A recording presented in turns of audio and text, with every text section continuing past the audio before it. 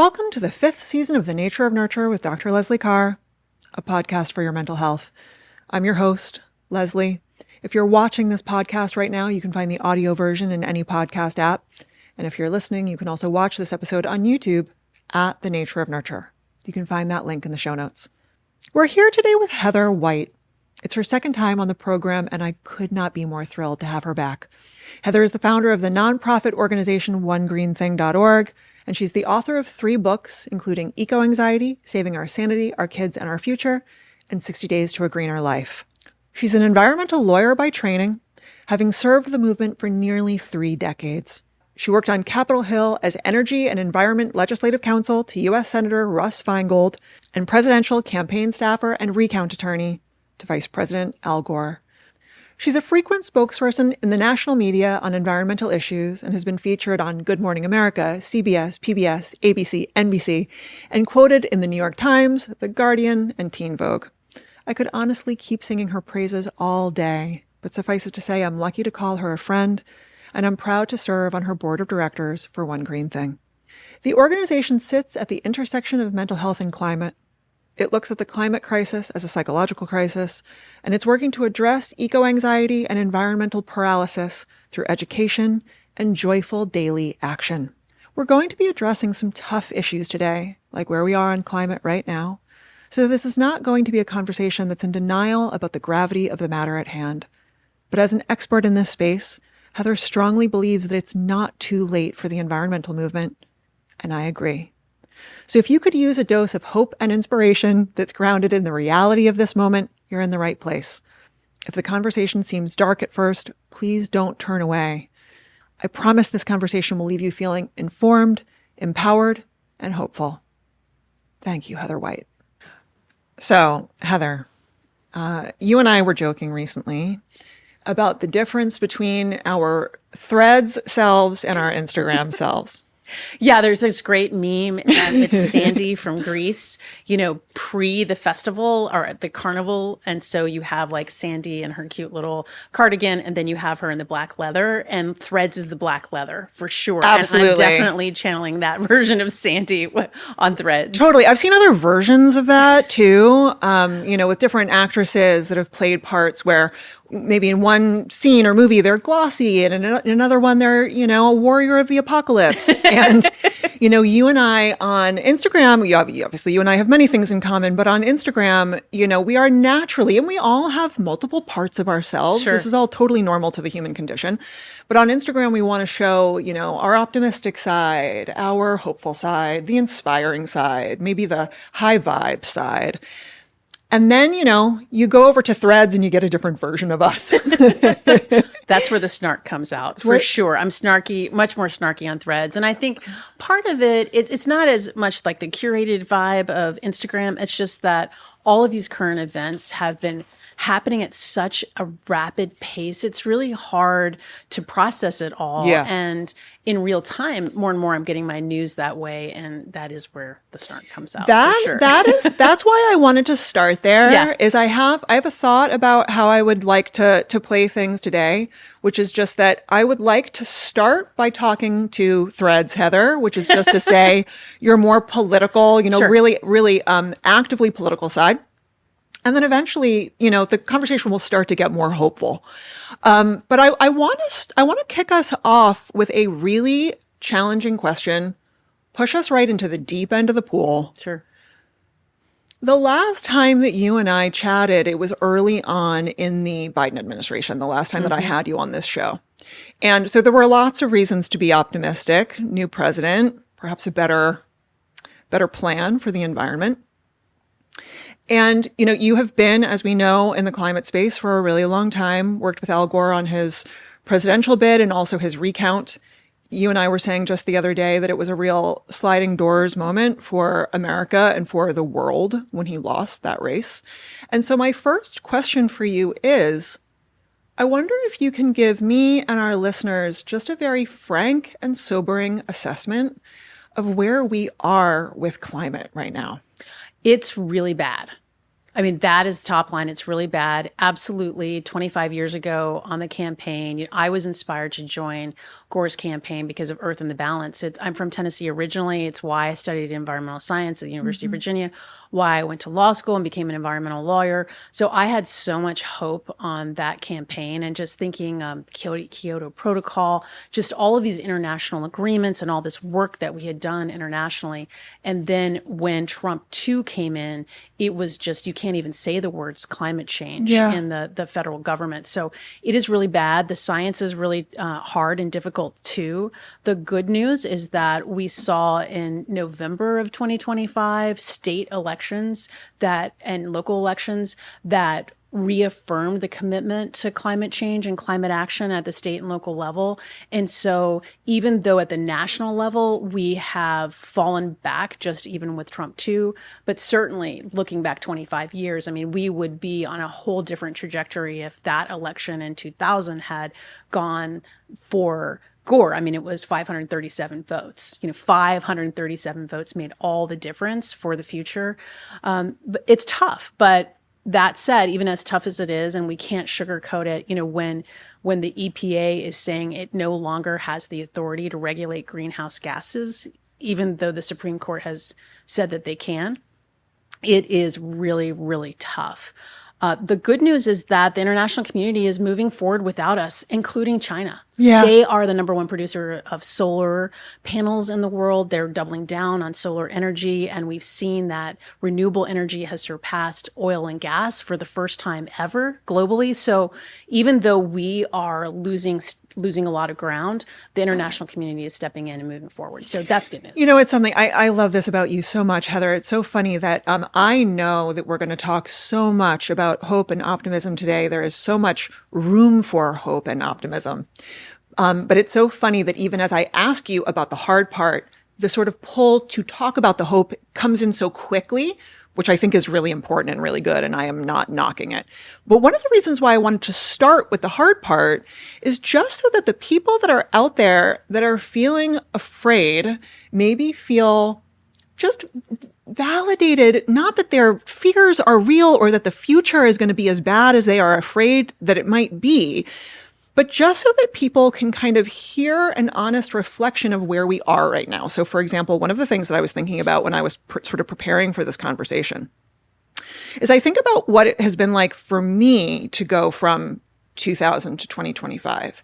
And one of the things that has changed for me is just that at the time, climate change was this thing that seemed like it was going to happen in the future. And now it really feels like it's a thing that's happening now.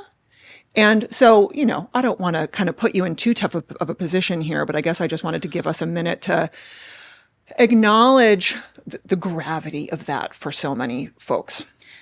It is a complete disaster. The Trump administration's approach to climate is a complete disaster. Yeah. And as far as putting me in an uncomfortable situation, as you know, Leslie, until recently, I lived with teenagers. Yes. I'm now an empty nester, and I promise you can't put me in any more difficult situations than the dinner table conversations I've had about this topic. And that's why I started looking into the mental health impacts of the climate crisis, because my kids were saying, Mom, come on, we're running out of time. Where are these older generations? Why are you telling us, how great Gen Z is? We can't deal with climate all on our own. And we need intergenerational action. We need baby boomers. We need Gen X. We need millennials to really fight with us for our future. And then, as you mentioned, the LA fires we've had in 2025, the flooding in Texas, which has been devastating, the hurricane that hit Jamaica in September, it's happening at such a rapid pace. And of course, we had Hurricane Helene in Asheville, North Carolina.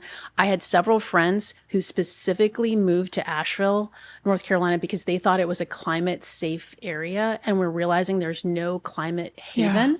And it doesn't matter how wealthy you are. Obviously, the people who have contributed the least amount of carbon pollution are suffering the most. And climate justice is really a really critical issue. But you can't buy yourself out of this issue of climate. So it's very real. To your point, 20 years ago, it may have seemed far off. Now we're seeing the daily impacts of climate, the impacts of intense heat. And if people don't have access to heating and cooling, how they're going to be impacted, it is very scary. It's very scary. And the research, as you know, shows that people are kind of having a reckoning. They're coming to terms with how serious this issue is. And in my view, climate is intersectional. This is the biggest challenge of our collective lifetimes. Everyone is welcome. Everyone is needed in this movement, but it intersects with income inequality. It intersects with development. It intersects with faith issues. It intersects with gender. You name it, all of the things that we're working towards, climate is at the center of it. And so we have to come together globally and lean into compassion and lean into community. And we are running out of time. I mean, it is grave. It is serious. And I always bump to the hopefulness because as you have taught me, Leslie, through our conversations, when you start with the how bad it is, a lot of people just freeze and they get caught in this freeze response to what they're experiencing, what they're reading, what they're hearing, and then think, well, I don't matter. Yeah. And so that's kind of why I'm always pivoting. Yeah. But we do have to acknowledge and feel all the feels when it comes to what's at stake. Well, and it's just, it's so interesting. One of the things that I was thinking about, because it does feel important just to say right now, for the record, that despite everything that you're saying, that you do continue to feel hopeful. And we are here to talk about why and how you continue to feel hopeful, because that is the message. And it's the message that I think is really important and it's really well supported, and we're going to get there. But I think one of the reasons why I wanted to start with the hard part, and you're right that perhaps the risk is that people tune out. But I think the other risk is that if we were to sit here and just talk about how hopeful we are without acknowledging the severity of it, then it kind of looks potentially like we don't really know what we're talking about. Whereas you really know what you're talking about. If there is anyone on the face of this planet that knows this subject matter, it is you. So, I just wanted there's this kind of dance of acknowledging the severity and then also talking about what we can do to change it. But continuing the line of what's at stake, I think it's really important just to take a minute about the research about how Gen Z, these are young people born from 1997 to about 2017. They're in their, late teens, early 20s right now. Global survey that happened in September 2021, nearly half of Gen Zers say that eco-anxiety or fear about climate interferes with their daily life. Yeah. And then another survey showed that 4 out of 10 do not want children of their own because they're so worried about the future we're leaving them. And so I think that shows the dark part, the severity of what people, especially young people, are looking at and thinking about with respect to the future. And as you know, I think it's also a call to action for all of us to get involved and pivot, but we have to acknowledge that. Yeah. And I think that's the challenge with young people, because a lot of times, and this is something that I also have learned from you, is that you've got to create space for people to say, is it really this bad? Yeah. It really is this bad. And more young people are seeing on social media the impacts of climate disasters from other young people their age on social media. So they're seeing young people on TikTok showing flooding in the country of India. They're seeing drought on the continent of Africa. They're seeing wildfires in Canada from other people their age, almost like kind of citizen journalists. And a lot of times they're seeing the pain and suffering more than older generations do. So they have a very immediate connection to this issue. Before I start asking you questions about hope, there's something that's on my mind that I just want to say, which is that there's a part of me that almost wonders if it needed to get this bad in order for people to start taking action to make a change. It kind of reminds me of the OG Al Gore frog in the boiling water analogy that we've lived with all these years, where yes, on the one hand, we have been the frog in the boiling water. Things have been getting steadily worse. But whereas we maybe used to be able to debate whether or not climate change was real, could we debate this anymore? I mean, we are... Yeah.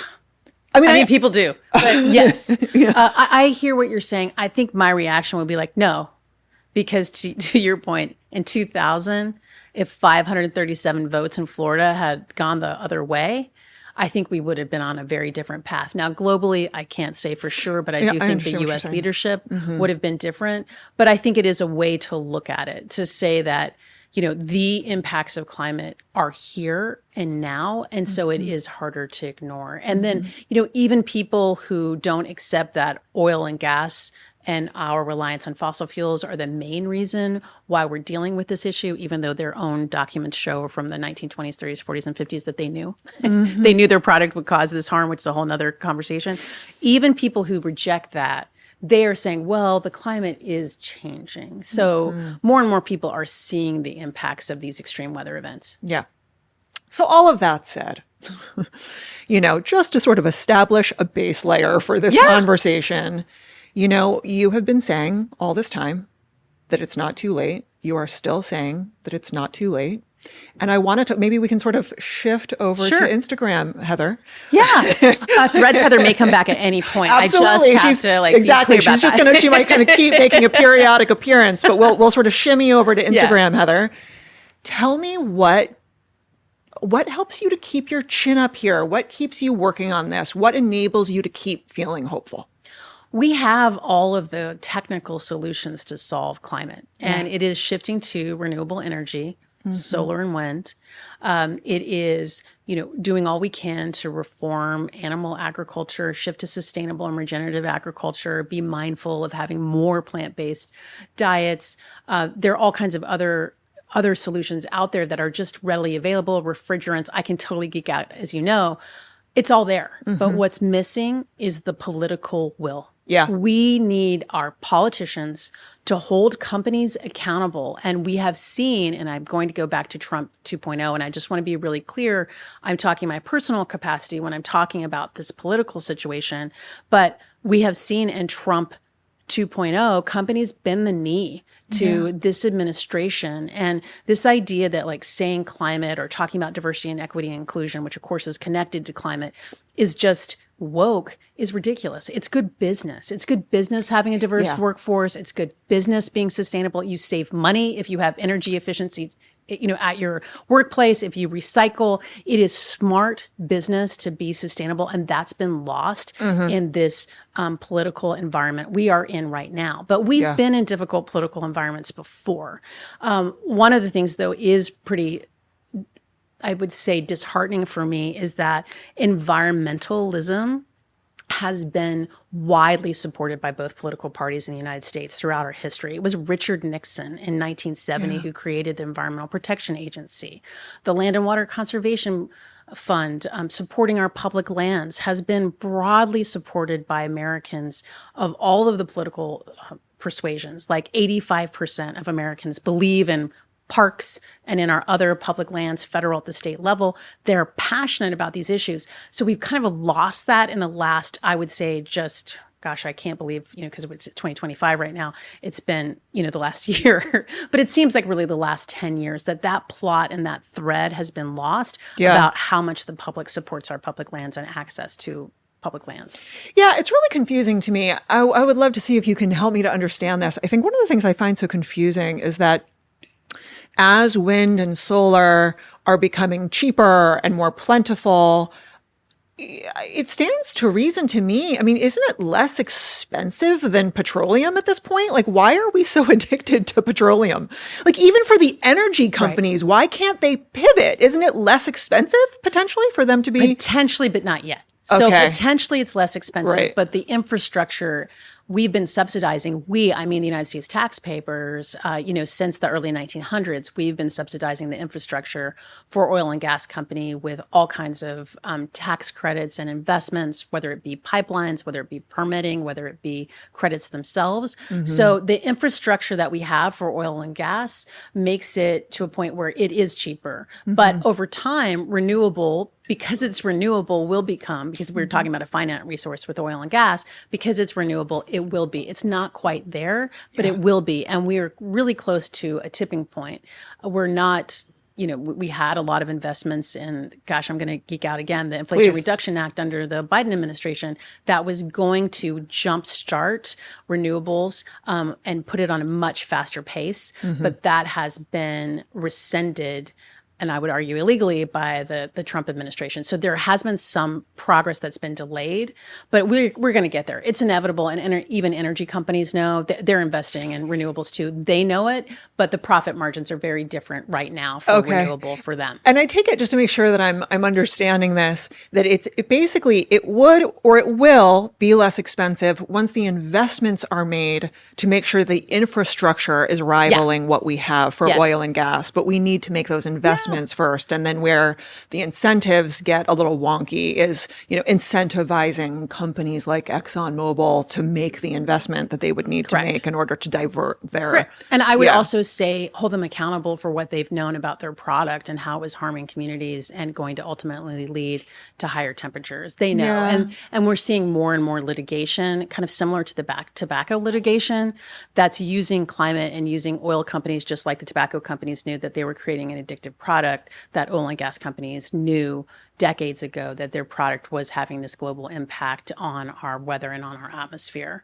So I think that's important. And I think this conversation even, Leslie, shows how when I talk about hope, I'm talking about the solutions, and the solutions are there. What we need is for our politics and our culture to I was catch just about up. to go there, But what happens is a lot of times people like me, and I'm a wonk, we immediately start talking about renewables and, oh my gosh, like public lands and nature is actually a climate solution, and soil is really important, and carbon credits.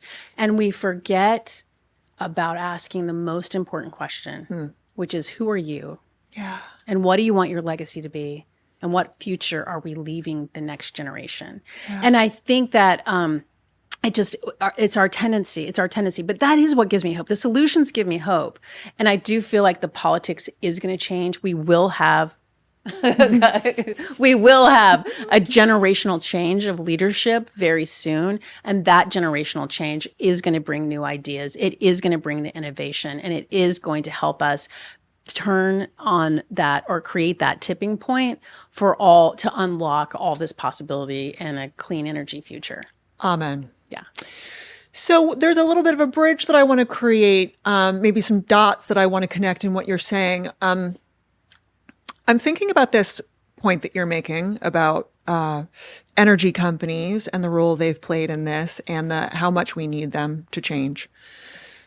And I'm thinking about, so much of what you talk about, going back to this idea of, who are you and what do you want your legacy to be? So much of what we talk about with One Green Thing has to do with creating a culture change. Yes. And I think something that I just want to really highlight for the listener, because it's so important here, is that we were sold a false bill of goods for a long time, that if we could just recycle and, I don't know, make positive choices around the cars that we drive and whether they're gas or electric or a hybrid, or, are we bringing our own bags to the grocery store? All of these individual behavior changes that do matter. A lot of pressure was put on us for a long time as if that was the thing that was going to make the difference, right? It's like the equivalent of the plastic company telling you to recycle your plastic, as if the recycling is the thing that's going to make the difference, as opposed to them maybe just not putting their products in plastic. But as you and I talk about this, and we have been talking about this for a long time, I know that one of the things that's really important about this stuff is raising awareness and making those behavioral changes so that we can put pressure on the people who are in positions of power to make different decisions, right? That it's in the same way that I'm asking a question like, why are energy companies refusing to make the change around fossil fuels? Why don't they want to invest in wind and solar? Well, they would be more incentivized to invest in wind and solar if the culture of the people at large were putting pressure on them to make it so. So I do have a couple questions for you, but before is there anything that you want to just say or respond to around that before? I would just say that's beautifully stated. Mm-hmm. I think what happens in the environmental community, a lot of times people say individual change versus systemic change, or people are like, we just need systemic change, we need policy change. And other folks are saying, well, how I'm just, for example, my kid is like, I'm 18 years old. I live in Bozeman, Montana. How am I supposed to get the United States Senate to do something? Right. Yeah. And so I think it's both and. We have to have these policy solutions. We have to have more incentives, the investment in renewable energy. We need to have more of these policies that are promoting this path. But it only comes from the culture change. The individual action drives the culture change. And you just said this beautifully, Leslie, but I think what I'll add is that this idea of an individual carbon footprint was actually created by PR companies for the oil and gas industry as this idea of kind of shifting the burden to us. We did not create the climate crisis. Oil and gas companies did. And they knew. They knew, and they're still fighting it. But they know the writing's on the wall. They know they're going to have to shift. They are shifting in renewables, but they're going to use, they're going to, what do they call it? Squeeze the turnip? Is that I right expression? I have never heard that expression before, but I don't. There's some idiom. There's some idiom I'm thinking of where they're just going to try to get all they can out of it while they can. Yeah. But even people who work there, even I know many, I actually know many people who work in oil and gas companies. They're not bad people, right? They're doing what they can to create energy for all of us to charge our phones, to have hospitals with lights and computers that help us and all of these things.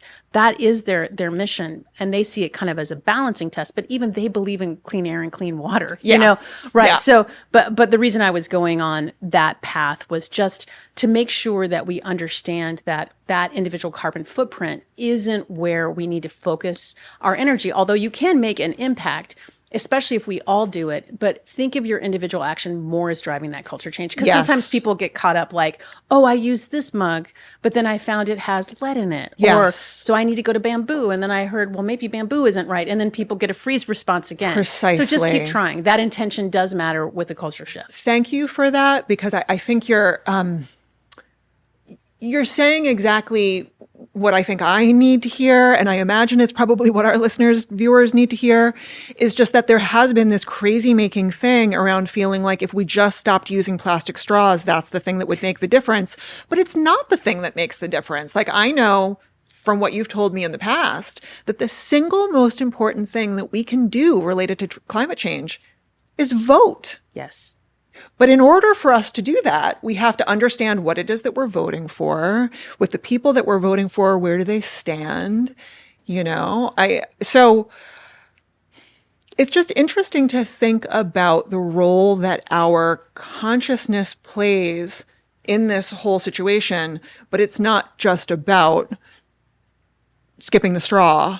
It's about being informed enough to understand the decisions that you're making on a bigger level and the ecosystem that sort of falls into. Oh, beautifully said, Leslie. Absolutely. And if I could just add about the straw example, because my kids do like to kind of give me an eye roll when I'm like, yes, I'll have some iced tea. No straw, please. Yeah. Like, oh, bravo, Mom.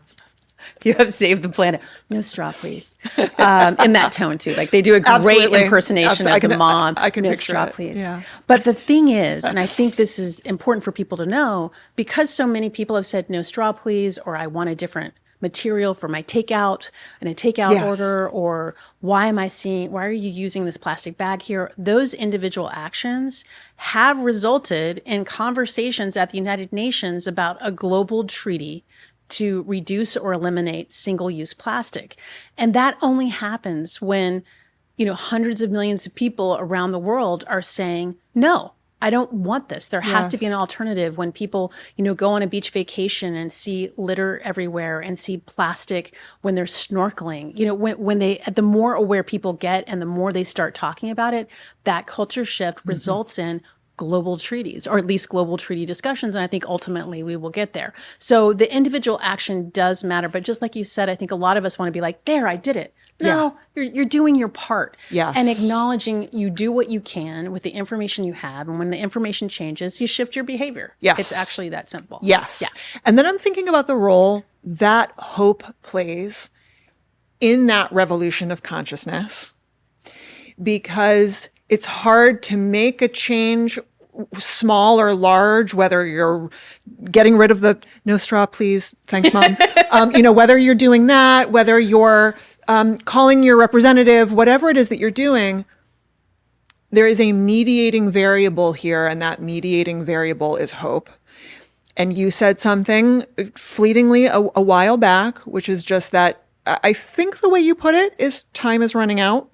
It is. But not that time is out. It is not too late. No. The time is now. A way that I'll maybe sort of reframe time is running out is time is the now. time is now. Yes. And so I want to talk to you about hope and hopefulness and how you sustain it and the role that it plays in the revolution, because it's interesting to think of it as a revolutionary act to continue to feel optimistic in the face of what it is that's going on. Okay, I think, as my kids would say, that's deep. What you just said, Leslie, was deep. Thank you, It's a Heather. revolutionary act to feel hopeful. I love right the now. role that your children play in everything that you do. If you think I'm getting too big for my britches, I promise you, they keep it real. They keep it real for me, for sure. And I've learned a lot from them and from their lived experience. It's so different than when I was growing up and when you were growing up. It's just very, very different. And I think that this revolutionary act of hope, a couple things that keep me going. One is a daily practice. And as you know, I call it a daily practice of a one green thing. It's so simple. It was very scary for someone who is a lawyer and a policy person who did politics to say, okay, you guys, I have this idea. We're going to do one thing every day for the planet. It was just this leap of faith. And, HarperCollins, my publisher, is like, yeah, people need something really simple, but it's an idea of a one green thing. It's a daily practice of doing one thing intentionally for the planet and for the next generation. So that daily practice has helped me because I'm exercising agency over this overwhelming issue, and it's reduced my anxiety. Will you, before you go any further, will you give us some examples? What are some of the things that you do and what some of the things that you recommend other people do? Oh, that's great. I think one of the most important things is a walk outside, spending time outside. One of my favorite authors is Anne Lamott, and she has a great quote, go outside, look up, secret to life. Ooh. And just even 5 minutes outside, peer-reviewed scientific studies show that it reduces the stress hormone cortisol, it reduces your blood pressure, and increases a sense of overall well-being. So connecting to nature, and I love that the name of your show. It's very fitting for the two of us. It works quite well. It really does. So time in nature, I think, is really important because it is healing and a reminder of connecting to something larger than yourself, but also what's worth protecting. So I think that's the first thing. The second, of course, is, because of my background, I'm in Montana now, but lived in D.C. for so many years, is 202-224-3121, which is the Capitol Hill. Say it one more time, girl. We're going to put it on the screen. 202-224-3121. It is the way you say it, I just could dance. It's the Capitol Hill switchboard. Yes. And you enter in your zip code and they'll connect you to your representative, even if you have no idea who your representative is. And you can talk to your member of the House of Representatives. You can leave a message for your senators. And I do that regularly on all kinds of issues. And am I going to change my senator's mind? I live in Montana. They do not agree with a lot of the things that I agree with, but it makes, I am participating. And one thing I want to say really quickly, just because there are a lot of people out there that will not pick up a phone, especially younger generations of people. They are phone averse. You can also email your representative if you do some Googling. Yeah. One of my representatives is Adam Schiff. Email him all the time. And credit to his office. I don't know how many representatives do this, but I always get a response. And the response is thoughtful. I'm sure they have a team of people. It's not like it's coming directly from Adam. But, I get a response that is thoughtful about my message. And, he and I tend to be aligned on things. So that's not, but don't take it for granted. But, and I do not, but I just wanted to put it out there since some people are like, I'm never going to call that number. Right. You can also email. I love that. Yes, you can email it. And I'll say, as someone who worked on Capitol Hill, I worked for a senator. I worked for Senator Russ Feingold of Wisconsin, of like McCain-Feingold, the campaign finance legislation, which a lot of people know of. He's amazing. He was incredible. He was a leader in the Wilderness Caucus. I love working for him. He looked at every response. So even though we're a team of people advising and helping send the emails, it was all driven by him. Yeah. And every day he and most members of Congress get the number of calls on particular issues and the number of letters. And it does make a difference. So important for people to know that. I just really want to emphasize that because I think it's especially important coming from someone like you with your background where you have this first person knowledge that this works. I think one of the things that's really important, even about whether it's a phone call or an email, even if you are under the impression that your representative agrees with you, it's important to let them know that you're with them. You want them to keep their spine strong. I think it's just important for citizens of a democracy which we still are by the Yes. skin of our teeth. Absolutely. It's important for people to know that their voice literally does matter when it comes to. It does. And a lot of times I'm calling my members who disagree with me on most things, I see you. Yeah. And even that accountability, that conversation of, I see you. I see the destruction of the East Wing of the White House with complete denial of environmental laws, historic preservation laws. What's up with the asbestos? And we know there's asbestos in the White House. How are you protecting people? Not to mention just the reckless disregard for our house. Like, that doesn't seem like an environmental issue, but it is. But I was able to say to my members, I see you and I hear you saying nothing about it. And even that is really, it's an important part of our democracy. So even if you're in a red state like I am right now, that may not be aligned on these environmental issues, although I would argue when it comes to public lands, that's not true, because my members who I don't align with really did fight back on a recent attempt to sell public lands. And I thank them for that. I think that's an important part too. As I said, look, we don't agree on a lot of things, but I just want to say thank you for standing up and thank you for making sure that this didn't happen. It was hard for me to thank them because it was like, thanking someone for not stealing money. But that's okay. I did. I said, thank you for doing it because things are so weird. Like, thank you for protecting public lands. They shouldn't be sold. Small wins. Yeah, exactly. Small wins. And then I think other things that people can do for a One Green thing are composting. Gosh, I know that sounds so detailed, but it really is a lot of fun. There's all kinds of ways to do it now. We finally got community composting in Montana, but I also had a backyard compost that I did. I know this is like the least sexy One Green thing ever. Menu planning to try to reduce food waste. Oh. Yeah, I know. Hot. Dirty to me, Heather. Menu planning. But just figuring out how you're going to use your leftover vegetables, throw them in a frittata, just being mindful of food waste. 8% of global carbon emissions come from food waste. Yeah. And a lot of people, when you throw your food items in the trash, you just think, well, it decomposes, so it's not a big deal. It does decompose, but if it goes to a landfill, it releases methane gas, which is a greenhouse gas that's 87 times more powerful than carbon dioxide. Mm-hmm. So you really want to try to compost if you can. In California, obviously, it's a lot easier than in other states, but that's a great thing you can do. Compost, menu planning, switching to green energy when you can, and yes, going with the EV car. I think that is going to be our future. We had a huge incentives to make that transition in the last couple of years, but with this new administration, that's on hold. But we'll get there. We'll get there. We will see the EV infrastructure happen for sure. Kind of think about two different things at the same time, but I'm going to start with this one because I'm thinking about the notion of a One Green thing and the notion of a culture change. And by the way, at our board meeting this morning, I came up with a phrase that I think that we should put on some mugs or t-shirts, which is "Make Hope Cool Again." Oh, I love it. Yes, I love it. You heard it here first. Yeah. But it's interesting to sort of think that with everything that you're listing, whether it's, menu planning, composting, I'm thinking about kind of broad cultural changes, because I'm even thinking about the nature of minimalism versus consumption.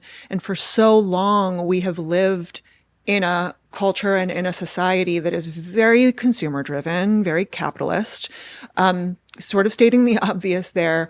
But as people are thinking a lot right now about sort of voting with their wallets and wanting to make sort of decisions that are in keeping with their values and that kind of stuff, it feels like being mindful about your consumption is really important. Like, I feel like one of the things that we need to make a lot cooler is wearing things that are pre-worn, or, thrifting, like wearing thrifting, hand-me-downs. So like making use of, a network and a community of people to give things to each other. So yes. And I think that I was going to say that is one of the things that's really helped me in this revolutionary action of hope, is this daily practice of the One Green thing and the way that fits with me based on what I would call the service superpower, which I know we're going to talk about in a little bit. And the second is community. And community, I love that. Like, there are a lot of libraries are hosting repair clinics where you can bring things in, like a jacket that doesn't have a zipper, and someone who happens to be a great seamstress will help you find a zipper and fix it. Or if you have, a camera that is an old camera that you'd like to get working again, or something that just you don't want to let go of but can repair. That's such awesome. A neat way to build community as a repair clinic. There's also opportunities for more community potlucks that are plant-based, even if you want to go there. And then, the public library, talk about revolutionary. I think I saw a meme that said, if someone had presented the idea of creating a public building and providing classes, internet access, and books for free books, now, it would be like controversial. Yes. But our public library system is a hub for community. And instead of buying books, checking them out at the library, going to a lot of those programs, creating programming there. It's really pretty incredible. So I think the daily practice, but also community has been really helpful. I love that. So I want to double back for a hot sec, and this is maybe we're going to sort of go back to Threads, Heather, for a moment because bring it. You said something that to me is giving me what I think is a good question. If somebody were to call their representatives right now about something specifically climate related, given something that either the Trump administration is doing or they see their Republican representatives snoozing on, not taking appropriate action, what is something in general that someone could call their representative about right now and demand? That's a great question, Leslie. All kinds of things. A headline. It could be, for example, the roadless rule.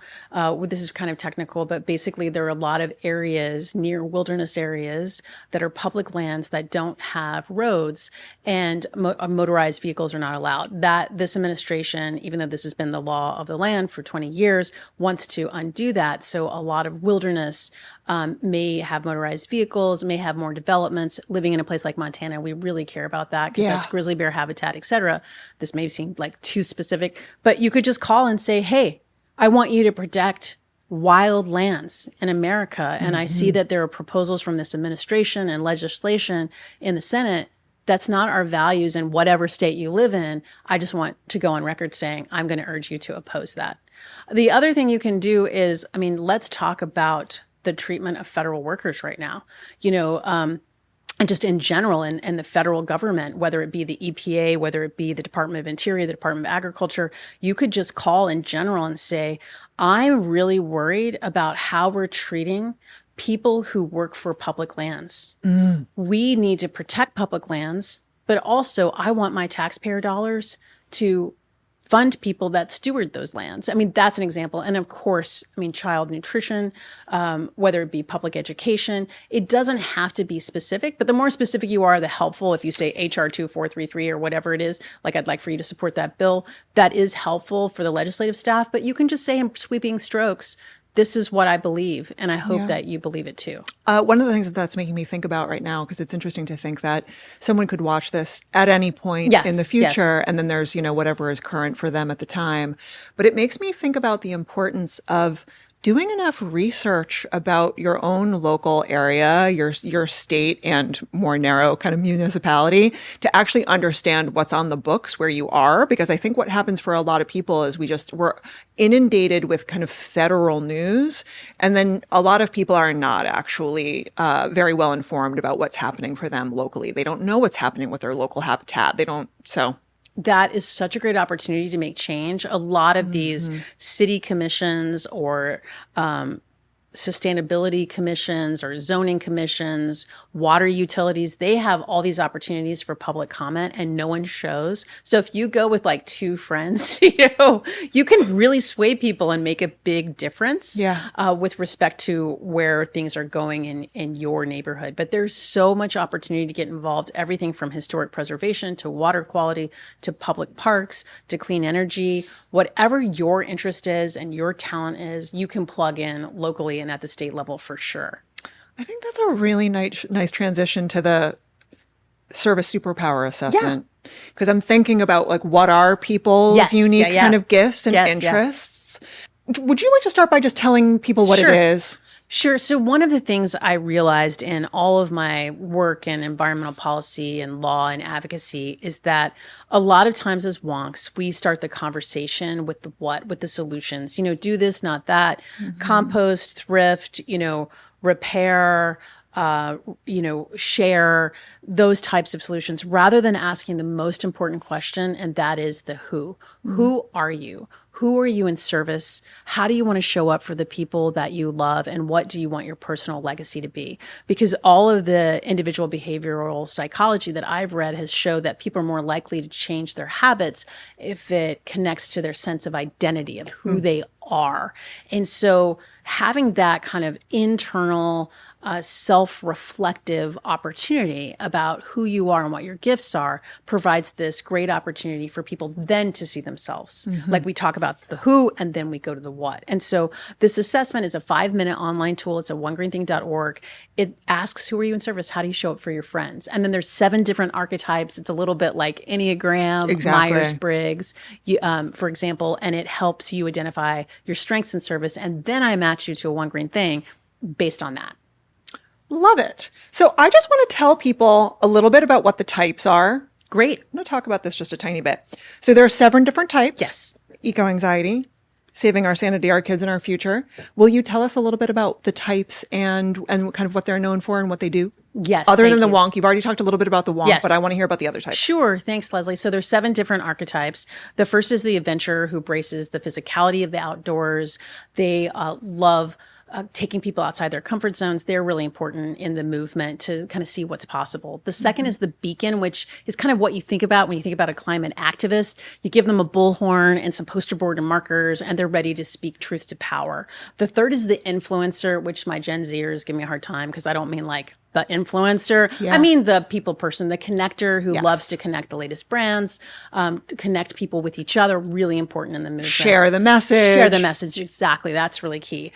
Then there's the philanthropist, which is all about it's a big word, but it's the giver, the person who like makes a Spotify playlist for you, or a mixtape. I would say a mixtape because of my generation. If you're not feeling well, or brings you soup, donates their time and resources. Then there is the sage that's focused on the spiritual connection to nature.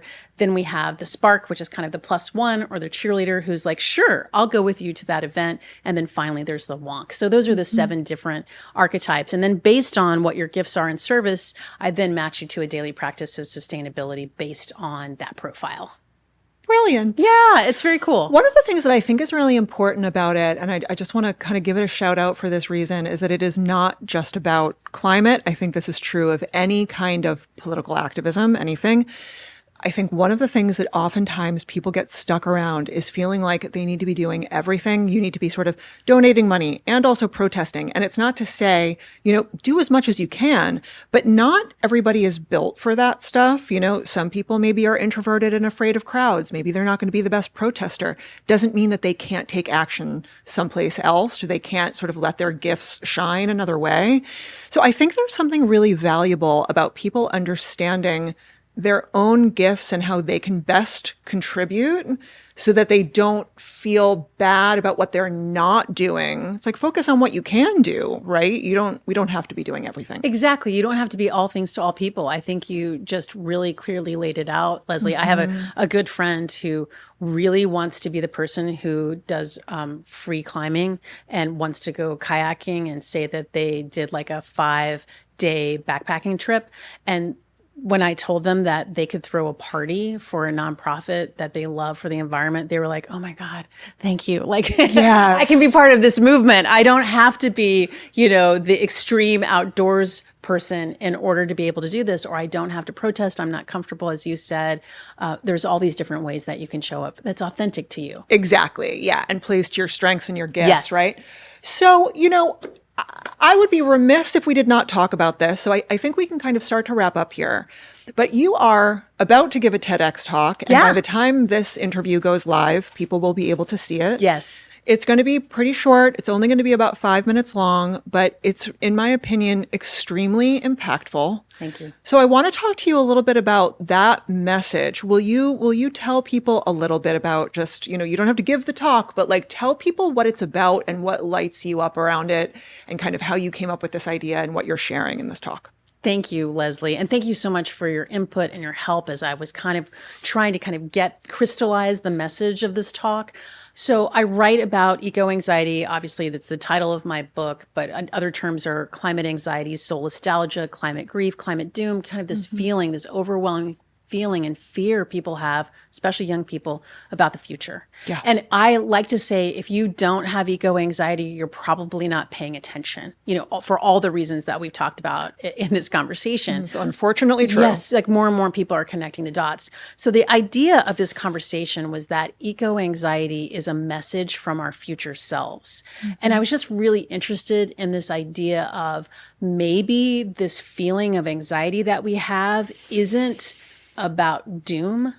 Maybe our future selves are trying to tell us something different. Yeah. Maybe they're trying to tell us that we need to tap into our creativity and that we need to really think about long-term thinking, this idea of long-termism, this idea that we could be good ancestors, and really diving into that. So this talk and if I may, I'll just say this really quickly, that feeling of anxiety in this frame, which I think is really valuable, is almost more of a wake-up call or a call to action than a feeling of impending doom per se. Yes. Even if we often think that that's what that means. Yes. But so you were going to say. Yeah, that's exactly right. It's a wake-up call for us. And our future selves are trying to communicate with us, but not necessarily what we think. It's more of a, hey, yes, you need to act. Like, wake up, the time is now. But also there are all these opportunities. Yeah. These opportunities to be creative and to imagine what's possible. Because I feel like in the environmental movement, and I certainly have done this many times in my career, we just want to keep saying, wake up, look, it's so bad, it's so bad, it's so bad, without offering what the possibilities are. What does the healthier, greener, more just future look like? So this talk is about time travel, and it's about meeting your future self. And what is your future self trying to tell you about what life can be like? Mm-hmm. And the takeaway is that it's telling you that we can do this, but we really need to start connecting and really engaging our creativity about what's possible. Yeah. I think one of the things that's really important about this, really, really important about it, is that people just get, if you think about the nature of doom scrolling and even the movies that get made these days and that kind of stuff, people get really inundated in bad news and in future visions of worst case scenarios. Like, I think that even if you look at movies or television shows that get greenlit these days, and this is just a sort of if it bleeds, it leads, it is very similar to the way that human beings consume the news. You're more likely to get a film greenlit if it has sort of a doomer perspective on the future of the planet than if there's, let's say, a utopian vision of the future. And as a result, I think that it's robbing people of their ability to feel hopeful because they're seeing worst case scenarios all the time and they're often not seeing the best case scenario. And I think something that's really important about your message is that it is not too late to create the best case scenario. Again, the time is now to create the best case scenario. But will you please tell us a little bit about what is the best case scenario? I want to give everyone who sees this and everyone who listens to it the opportunity to create a mental picture of, let's say it's 2050, if you feel comfortable with that being a year that we ballpark into the future.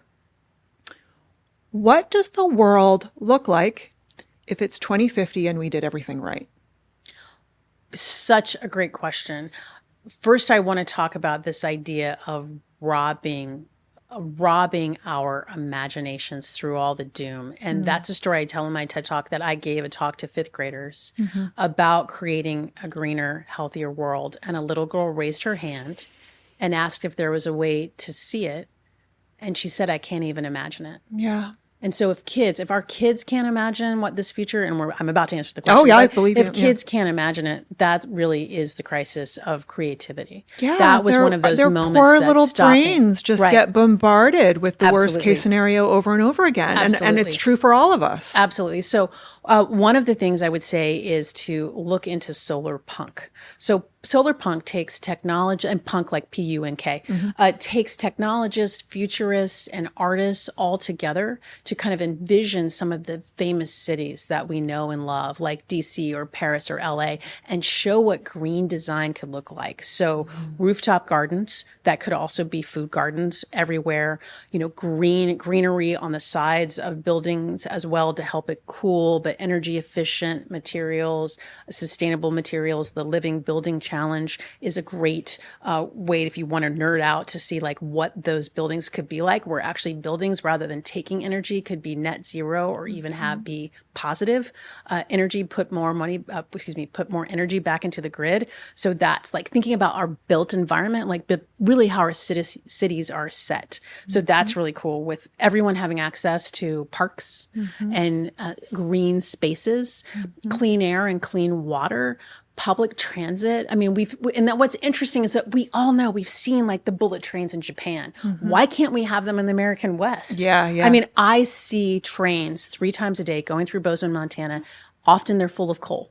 Yeah. And that could be passengers and it could be bullet trains. So that's another idea to see that. And also just thinking about justice and being at the center of what we create in this future. But I have a great exercise in the book and on One Green Thing in the book resources section of the website. That's a meditation to think about what life could be like in 2030 and 2050. And I even have an exercise where you envision that you're an ancestor, like you're meeting with a young person that you're related to in 2050. Yeah. And they ask you, what you did to create the future that they are living in. And the question is, what will they thank you for?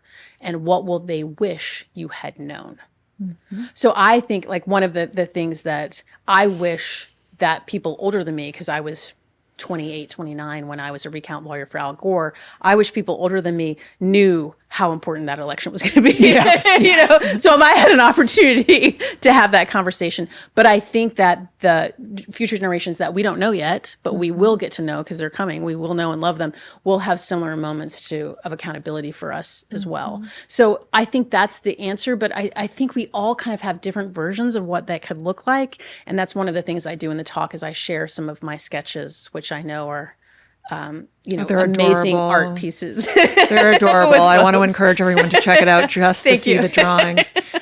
Yeah, I actually really want to just take a moment to encourage anyone who listens to this or sees this to take a moment to create their own vision of the future.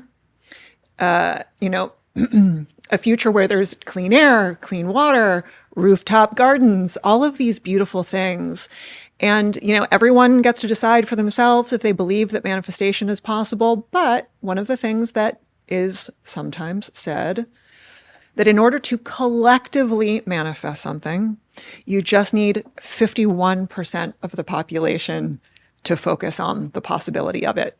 So I want to encourage everyone that sees this and listens to this to create a vision of it. And maybe we'll see if we can collectively manifest it with each other. It'll just be a little bit of a challenge.